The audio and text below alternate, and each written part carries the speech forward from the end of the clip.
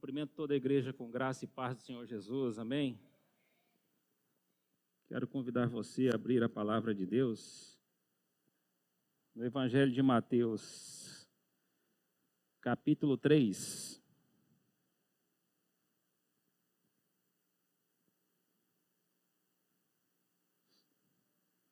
Evangelho de Mateus, capítulo 3, nós vamos ler do versículo 7 ao 10.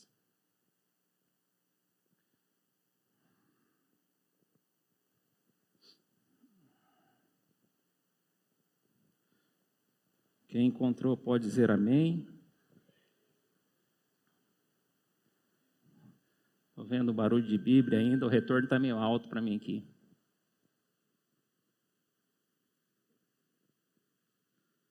Mateus capítulo 3, versículos 7 a 10. O texto sagrado diz assim: E vendo ele muitos dos fariseus e dos saduceus que vinham ao batismo, dizia-lhes: raça de víboras, quem vos ensinou ou quem vos induziu a fugir da ira futura? Produzam frutos, pois, que mostrem arrependimento. E não pensem e não presumais de vós mesmos, dizendo: temos por pai a Abraão, porque eu vos digo que mesmo destas pedras Deus pode suscitar filhos a Abraão. E também agora já está posto o machado à raiz das árvores. Toda árvore, pois, que não produz bom fruto, é cortada e lançada ao fogo. Eu gostaria que você se colocasse de pé e eu queria fazer mais uma oração. Obrigado.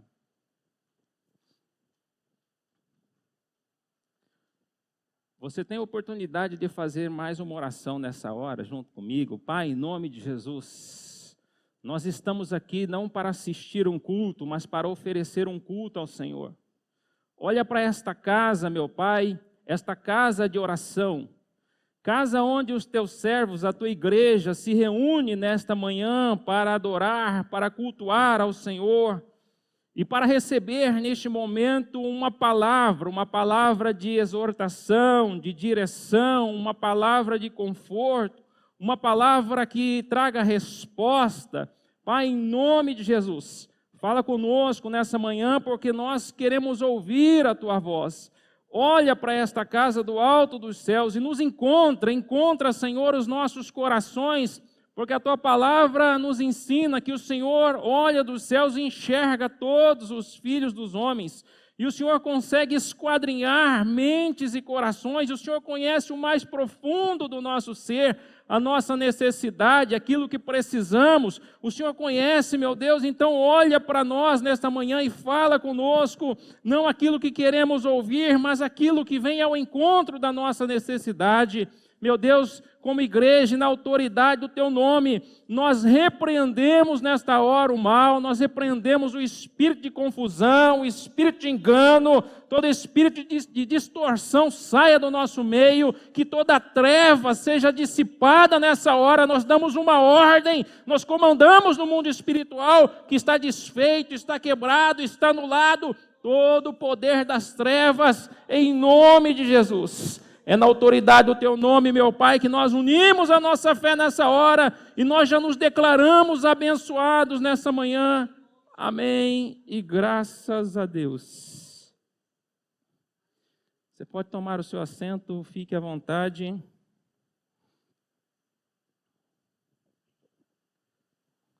O texto que lemos é um trecho da mensagem de João, o Batista. João é conhecido como o Batista porque, segundo alguns comentaristas, ele batizou muitas pessoas. E há alguns que dizem que João chegou a batizar em um dia mais de 5.000 pessoas. Este João não é o mesmo João que escreveu o Evangelho. Esse João, ele é diferente. Esse João, ele é filho de Zacarias, o sacerdote. Embora ele seja de linhagem sacerdotal, João cresceu longe do templo. João cresceu, a Bíblia diz que ele cresceu no deserto. E ele desenvolveu o seu ministério no deserto. João era bem diferente. O texto sagrado vai dizer que as suas vestes eram de pelos de camelo. E ele trazia um cinto de couro na cintura. E a alimentação do João também era bem diferente. O João comia gafanhotos e mel silvestre. João era uma pessoa diferente. João foi o primeiro profeta, depois dos 400 anos de silêncio, que Deus levanta para entregar uma mensagem. Porque existe, irmãos, um espaço de tempo entre Malaquias a Mateus, um período onde não houve uma revelação divina, um período onde Deus silenciou e não falou nada acerca do seu povo. João é o primeiro profeta a ser levantado depois desse período de silêncio a entregar uma mensagem ao povo. João era tão diferente que muitas pessoas queriam ouvi-lo, queriam vê-lo, iam até ele no deserto, saíam das cidades e iam até ele no deserto. E muitos judeus queriam saber quem era João. Quem é esse João que prega essa mensagem e tantos vão até ele para ouvi-lo? E quando os judeus chegaram até João e perguntaram: quem é você? Eu gosto dessa resposta de João porque os judeus queriam saber: olha, você é o Messias? Você é o profeta? Você é Elias? Quem é você? E João então vai dar uma resposta a esses judeus dizendo: olha, não, em outras palavras, parafraseando aqui, irmãos, João responde: quem eu sou não importa. O que importa é a mensagem que eu carrego e a mensagem que eu trago para vocês. Mas a resposta que João deu foi: eu sou a voz que clama no deserto. Eu sou a voz que clama no deserto: preparai o caminho do Senhor e endireitai as suas veredas.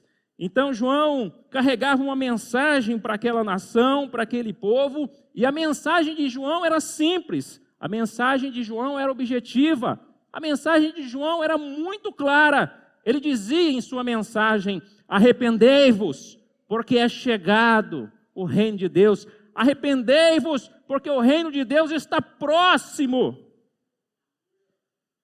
E num belo culto, no deserto, um culto talvez como esse, só que nós, graças a Deus, não estamos no deserto.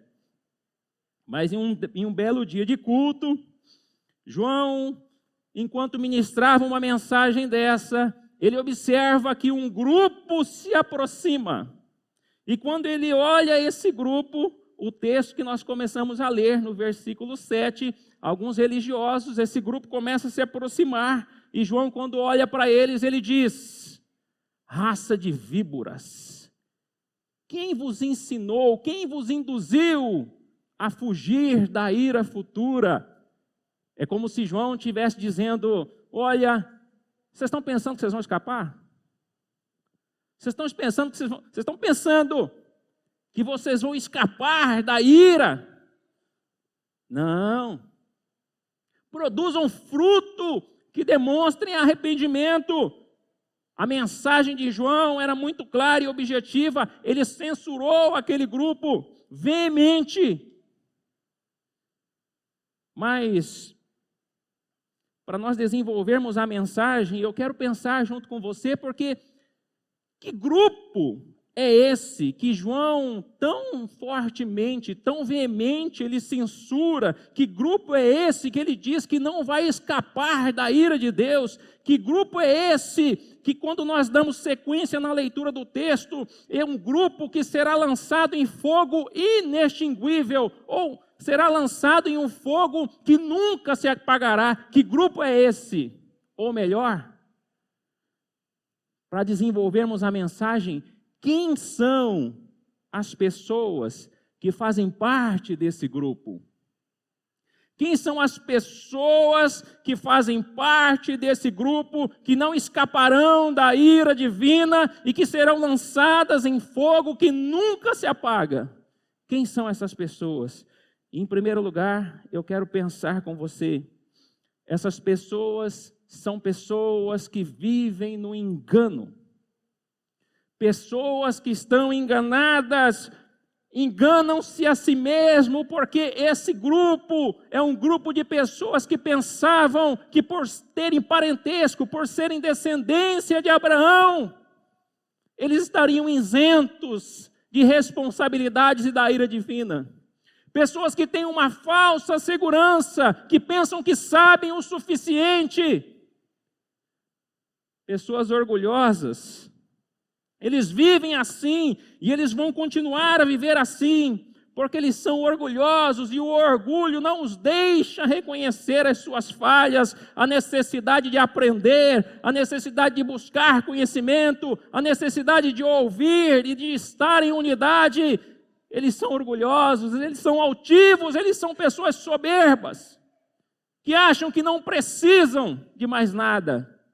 O que eles têm é suficiente, eles se acham melhores, o seu olhar é altivo. Eles só estão preocupados com si mesmos, eles estão enganados, eles são hipócritas, como disse Jesus. Eles trocam valores e princípios por condição e posição. Essas pessoas não vão escapar da ira divina. Essas pessoas serão lançadas em fogo inextinguível, ou fogo que nunca se apaga. Sabe? Essas pessoas, o problema de uma pessoa que vive no engano é um problema duplo. Porque quem vive no engano, ele está cheio de veneno, ele está envenenado. E o problema é que, além dele estar envenenado, cheio de peçonha, ele transmite o seu veneno, a sua peçonha a outros. As víboras, elas são da família das serpentes, e ela é um tipo de serpente diferente, porque elas têm a capacidade de transmitir o veneno sem precisar fechar a boca.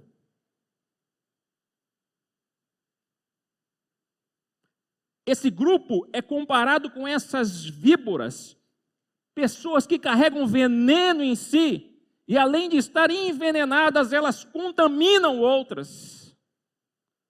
É só abrir a boca que contamina. O problema de quem vive nesse engano é duplo, porque ele prejudica a si e prejudica os outros. Pessoas que vivem no engano, e elas querem e continuam, elas escolhem a viverem assim, enganadas. Pastor, quem são as pessoas que serão lançadas ou que não escaparão da ira divina? Em segundo lugar, eu aprendo com esse texto que são pessoas que vivem de aparência. Primeiro, elas estão enganadas. Segundo, elas têm uma vida de aparência. Elas parecem ser, mas não são. Parecem, mas não é. Você já percebeu que o falso, ele é muito parecido com o verdadeiro? O falso se parece com o verdadeiro, mas quando você se aproxima, você percebe que não é a mesma coisa.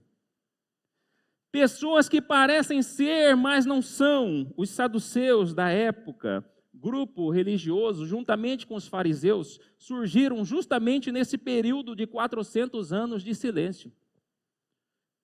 Os saduceus, eles se importavam com sua condição e sua posição. Eram os aristocratas da época. Eram os sacerdotes. Para eles importava a sua condição financeira e a sua posição social. Eles não teriam problema em quebrar alguns princípios ou algumas próprias regras para manterem a sua posição, para manterem a sua condição. Hoje, há muitas pessoas assim, que se vendem para manter uma posição, para manter uma condição. Aparência, pessoas que vivem de aparência. Eles parecem ser comprometidos, mas não são. Eles foram ao batismo.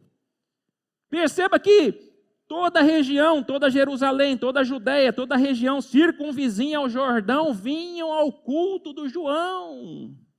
E ali também iam esses grupos, eles estavam presentes, mas eles não foram batizados.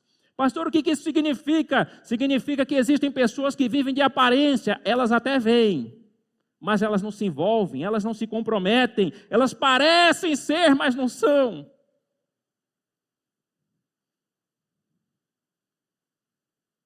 Sabe,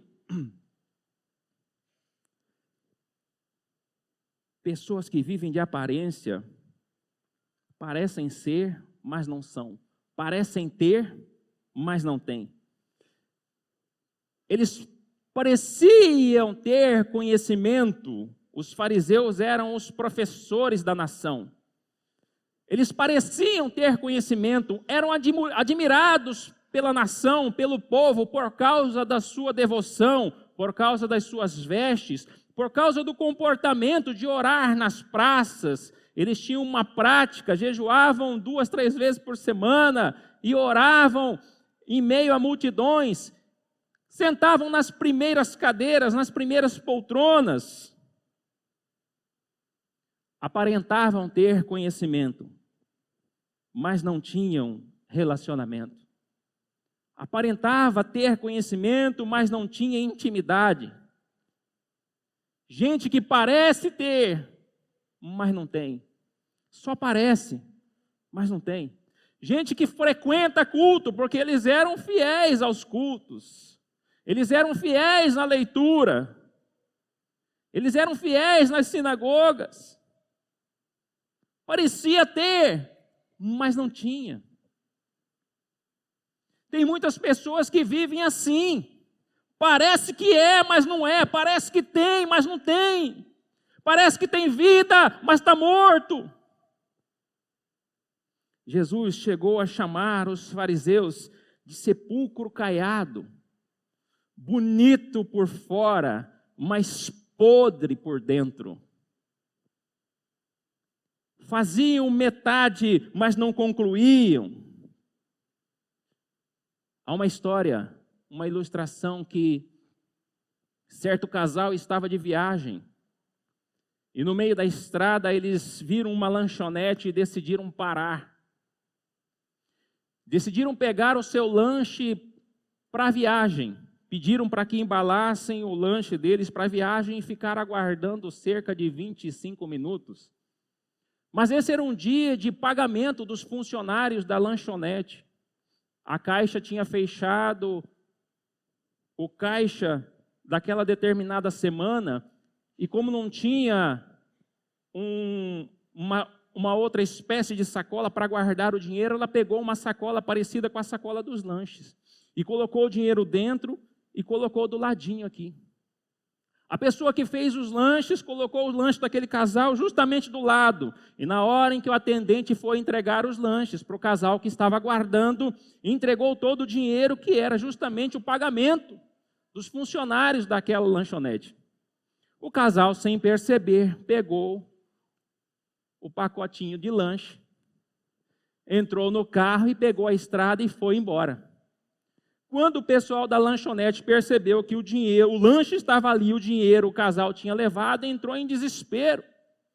O dono da lanchonete ficou desesperado. Nossa, e agora? É o pagamento da semana de todos os colaboradores. Como é que você fez isso? E agora o que nós vamos fazer? E o casal seguiu a estrada. 15 quilômetros adiante, o casal vai parar para poder comer o lanche e percebe que o pacotinho está cheio de dinheiro. Aquele casal, então, retorna para a lanchonete. Eles retornam para a lanchonete com um pacotinho, voltam 15 quilômetros, retornam lá, procuram o caixa, procuram o dono. Olha, acho que houve um engano, vocês entregaram para nós aqui, né, este valor. O dono da lanchonete levanta as mãos para os céus e diz, olha, nossa, como Deus é bom, como Deus é fiel. É difícil encontrar pessoas como vocês, e começa a elogiar aquele homem e aquela mulher, dizendo, olha, hoje é difícil encontrar pessoas íntegras como vocês. É difícil encontrar pessoas assim sinceras. Está difícil encontrar gente honesta como vocês. Está difícil encontrar pessoas assim, que gostam de fazer as coisas certas. E o casal começa a agradecer a eles, dizer assim, olha, não, tranquilo, muito obrigado, a gente só quer o lanche de volta, fique em paz. E aquele homem começa a dizer assim, não, vocês precisam ser conhecidos. Chamou os funcionários, olha, essas pessoas são honestas, elas são justas, elas são íntegras. E aquele dono da lanchonete estava tão empolgado e tão animado que ele começou a dizer assim, olha, eu tenho um amigo meu que é repórter, e eu quero chamar ele aqui, ele agora fulano, liga para o João aí, ó. Liga para o João, fala para o João vir aqui urgente, que esse casal precisa ser conhecido em rede nacional, o mundo precisa conhecer que ainda existe gente boa ainda. E quando ele falou com essa conversa, começou com essa conversa de repórter, de aparecer na televisão, de colocar na rádio, aquele homem chamou ele do lado e falou, não amigo, faz favor aqui. Não, deixa essa história de rádio, de jornal, de televisão do lado, cara, não faz isso não. Não, vocês precisam. Falou, não, mas por que eu não posso fazer isso?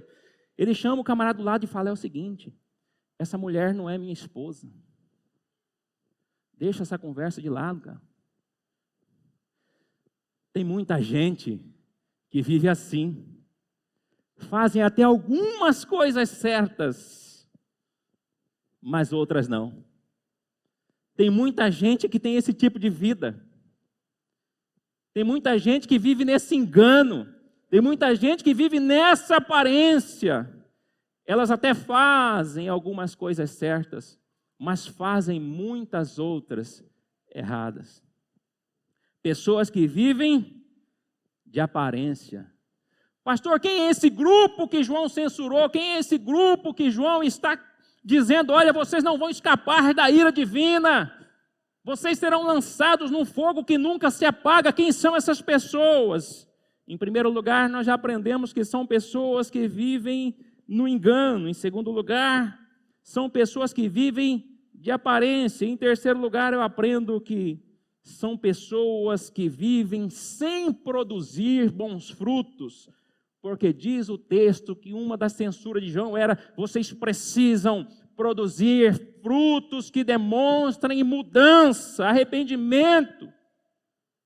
Pessoas que vivem sem produzir bons frutos, elas até vêm nos cultos, como eles estavam lá no batismo, naquele dia, no culto de João, elas até estão presentes, mas elas não contribuem, elas não fazem nada. Elas não têm fruto que demonstrem genuína mudança. Elas continuam sempre do mesmo jeito. O que é que elas fazem? Elas apontam erros, elas apontam falhas, elas só criticam. Criticam aquilo que não conseguem fazer. Criticam aquilo que não fazem. Criticam aquilo que o outro está fazendo. Esse tipo de gente não vai escapar da ira do Cordeiro. É contra esse tipo de gente que João está censurando. São essas pessoas. Sabe por que eles não produzem bons frutos? Porque bons frutos está ligado ao arrependimento. Uma pessoa que não se arrependeu, ela não tem capacidade de produzir bons frutos. Uma árvore má não pode produzir um fruto bom. Consequente, uma árvore boa não pode produzir um fruto mau. Se não houver uma mudança em nós, em nossa essência, na nossa natureza, nós não vamos produzir coisas boas. E João está pregando para eles, dizendo, olha, arrependam-se, mudem, sabe, bom fruto é resultado de uma mudança interna. É resultado de uma mudança interna, porque arrependimento começa dentro. Arrependimento é uma mudança de mente. É quando eu mudo a minha maneira de pensar. João estava dizendo para ele, olha, vocês estão pensando errado, vocês estão se achando, vocês estão achando que vocês já sabem, vocês estão achando que vocês estão certos, que não precisam de mais nada, vocês estão achando que vocês são donos da verdade, que não precisam aprender, vocês estão enganados. Vocês estão errados, vocês estão enganados, gente.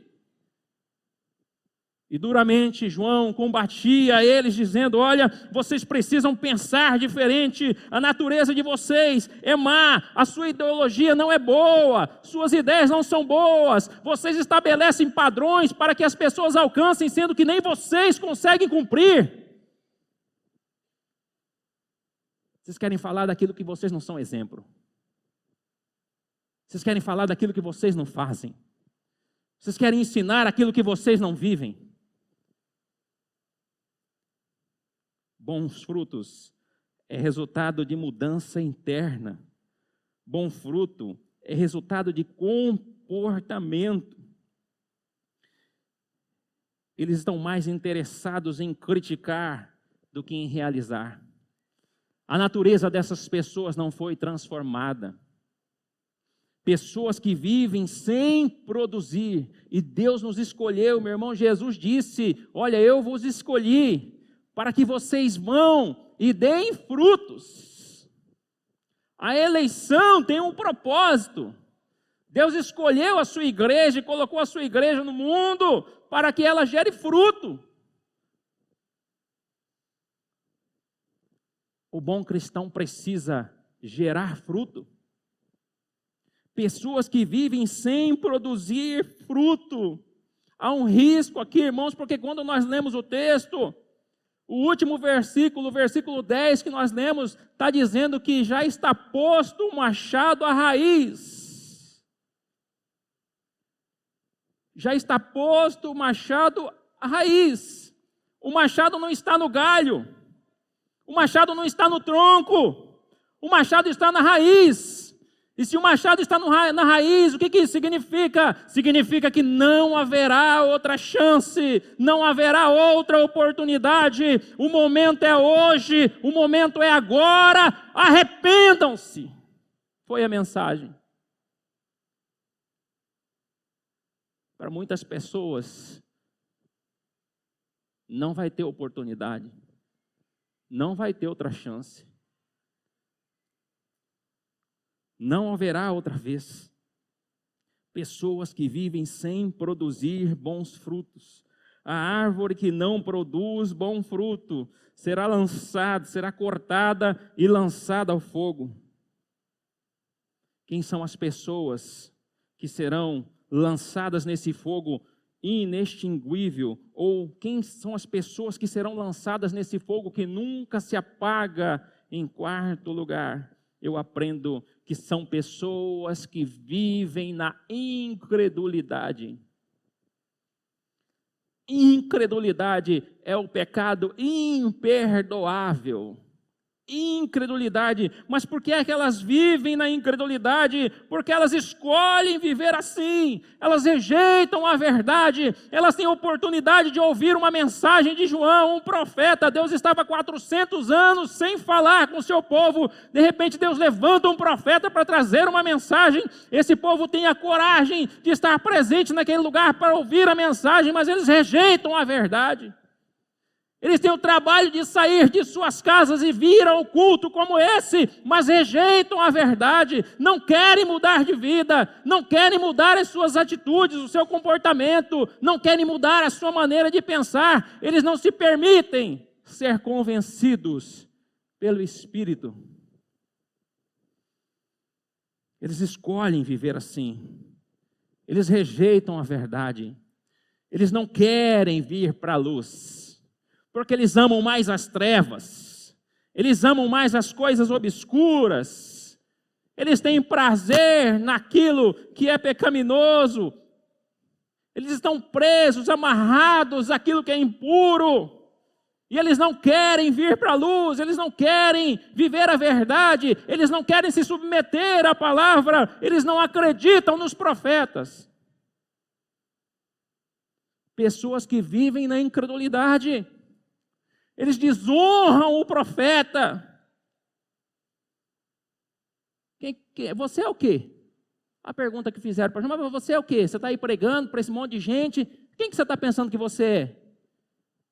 Eu gosto da humildade de João, porque João é um tipo de profeta que vai dizer, olha, importa que eu diminua e ele cresça. Eu não sou ninguém mesmo não, fica tranquilo, mas eu sou uma voz que clama no deserto. Eu não sou ninguém, mas eu carrego uma mensagem. Aleluia.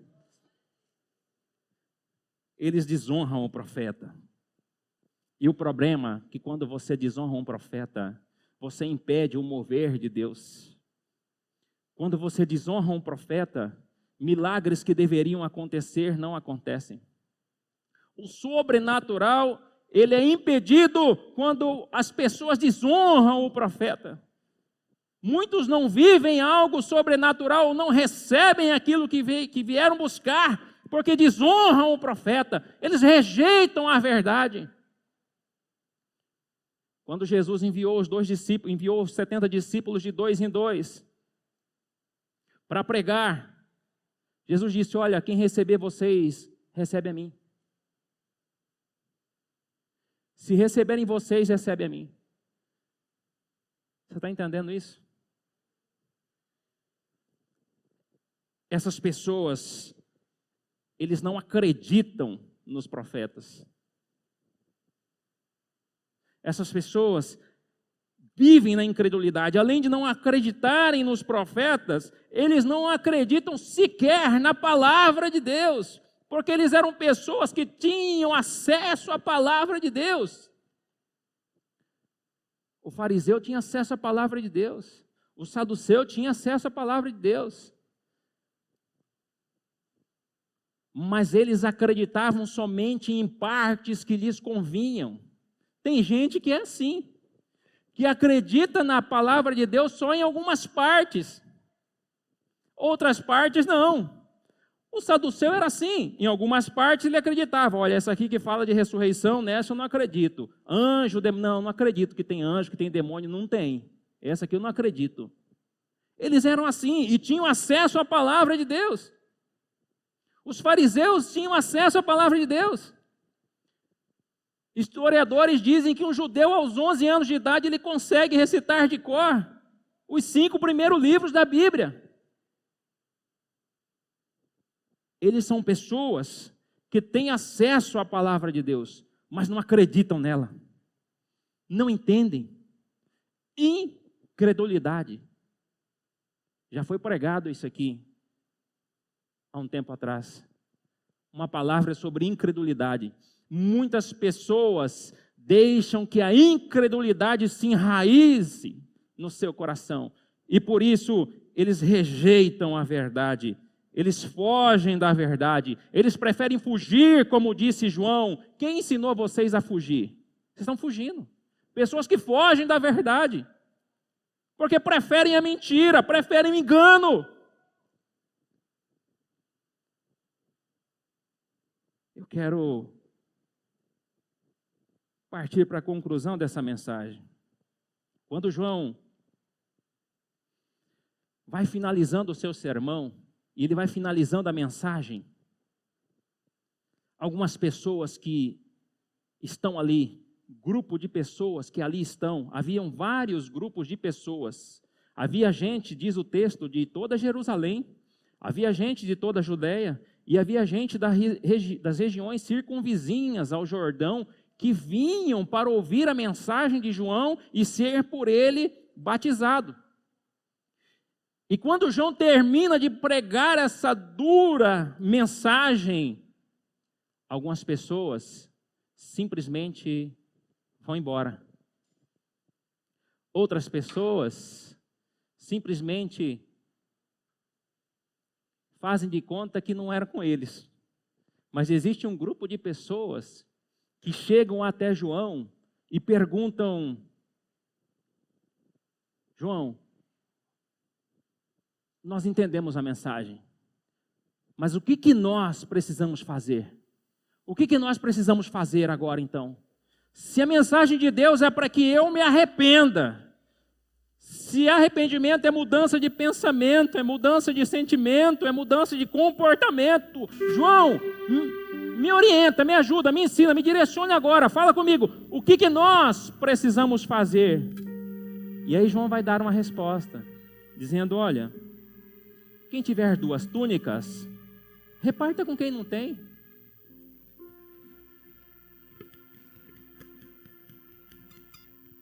Quem tiver alimentos, reparta com quem não tem. Se você tem 2 mudas de roupas e o seu irmão não tem um, reparta com ele.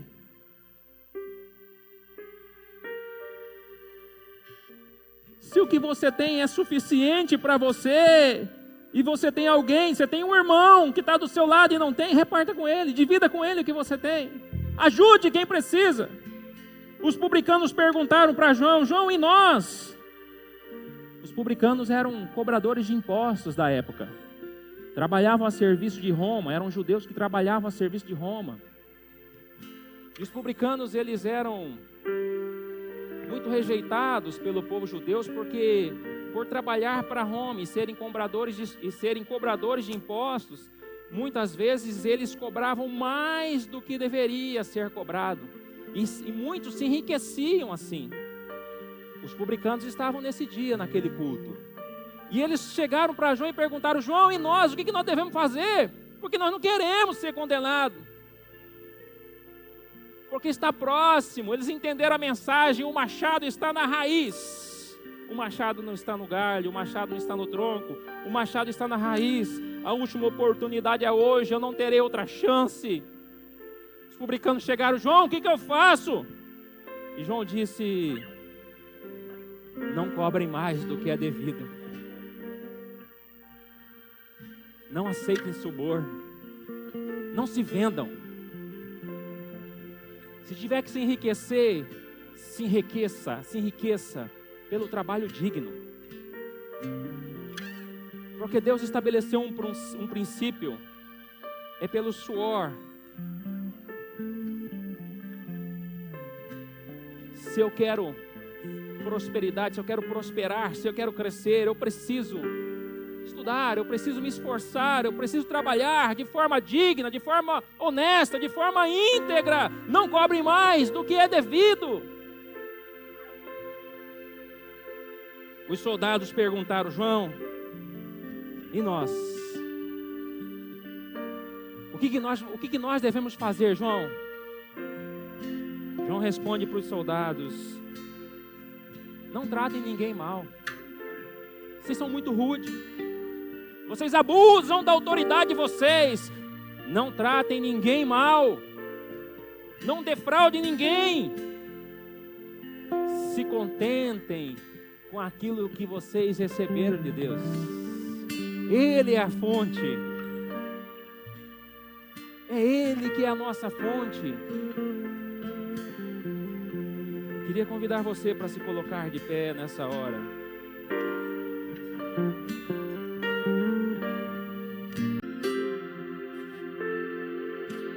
De olhos fechados, essa mensagem é um convite ao arrependimento. Quem sou eu para julgar alguém aqui nessa manhã? Antes de subir nesse púlpito para trazer essa mensagem, uma das coisas que eu falei para Deus foi: Senhor, quem sou eu para ministrar a tua mensagem? Há pessoas melhores do que eu. Há vasos mais bem preparados. Mas o Espírito me deu uma resposta. Eu quero que você seja uma voz. Então eu sou apenas um mensageiro aqui nessa manhã. Eu sou apenas um mensageiro, ou, parafraseando, eu sou apenas um carteiro.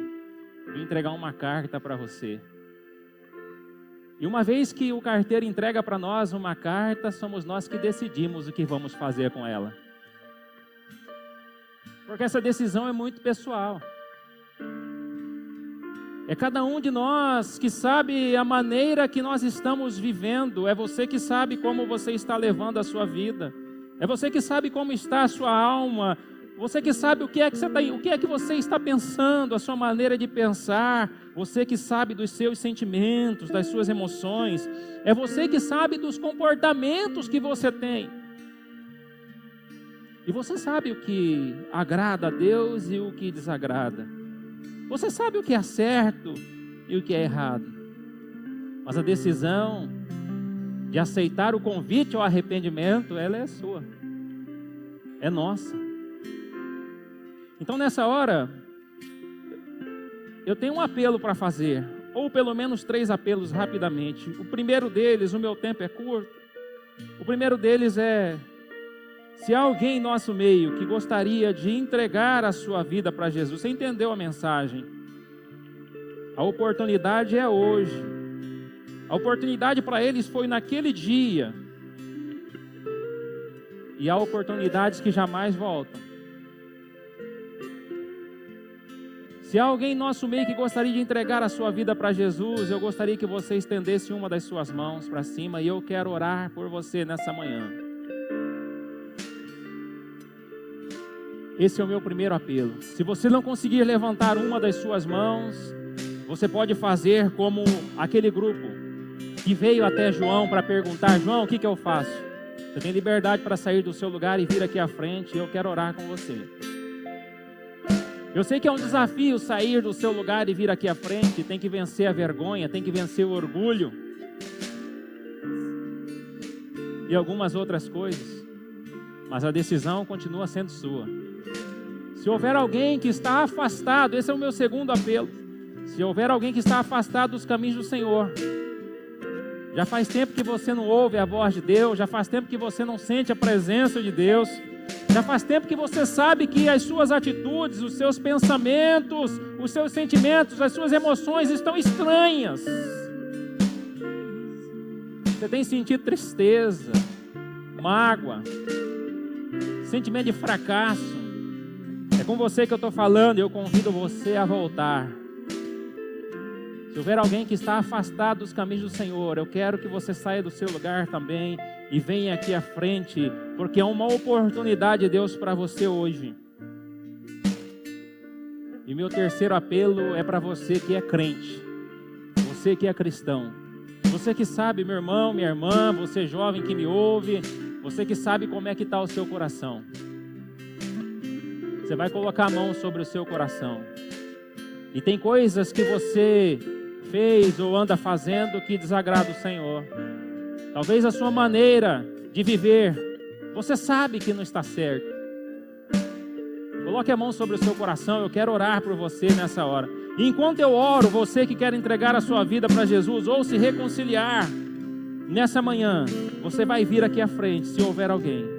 E eu oro por você que é cristão, você entendeu a mensagem, o seu coração está contrito, quebrantado na presença de Deus, você entende, meu Deus, Deus falou comigo nessa manhã, há algo que eu preciso mudar o meu pensamento aqui, eu preciso deixar de sentir e ter desejo por esse tipo de coisa, e eu preciso ter atitudes diferentes em relação a isso. Você que é cristão e entende isso, você vai colocar a mão sobre o seu coração, e eu vou pedir a Deus nessa hora, que Deus derrame do céu uma unção tão poderosa sobre a sua vida, te capacitando a vencer, a superar, a avançar, a progredir, a crescer, pelo poder que é no nome de Jesus. Eu oro nessa hora, Pai, em nome de Jesus. Os teus olhos estão sobre esta casa e as tuas mãos não estão encolhidas para que não possa abençoar. Eu vim aqui em nome do Senhor Jesus, na autoridade do teu nome, Pai, é que eu exerço em nome de Jesus. Nessa hora, eu quero repreender todo espírito maligno, todo espírito das trevas, que tem tentado o teu povo, que tem tentado a sua igreja, na mente, nos sentimentos, nos desejos, que tem insistido com eles, enganado, tentado persuadi-los ao mal, ao caminho das trevas, em nome de Jesus, eu repreendo vocês agora, se retirem, se recuem, em nome de Jesus, e eu clamo agora, meu Pai, derrama, Senhor, pela tua misericórdia, pela tua infinita bondade, pelo teu infinito amor, derrama agora, Senhor, do alto dos céus, um bálsamo precioso, um óleo, uma unção sobre a tua igreja, sobre a tua casa, sobre o teu povo que aqui se reúne nesta manhã, que eles recebam, meu Deus, os fios de cabelo à planta dos pés, que eles sejam encharcados por esta unção, que os capacite, Senhor, a viver uma vida íntegra, honesta, justa, uma vida que agrade aos teus olhos e ao teu coração. Meu Deus, que eles possam superar, que eles possam romper, que eles possam vencer de glória em glória e de fé em fé. Eu quero abençoar o teu povo nesta manhã, em o nome de Jesus. há poder no teu nome. Nós agradecemos, meu Pai, por este culto. Obrigado pela palavra ministrada. E eu quero te agradecer por esta oportunidade nesta manhã. E eu declaro, meu Deus, que aquilo que o Senhor me pediu para entregar, a tua mensagem, foi transmitida nessa manhã. E eu dou graças ao teu nome. Amém. E graças a Deus. Que Deus abençoe a vida dos irmãos.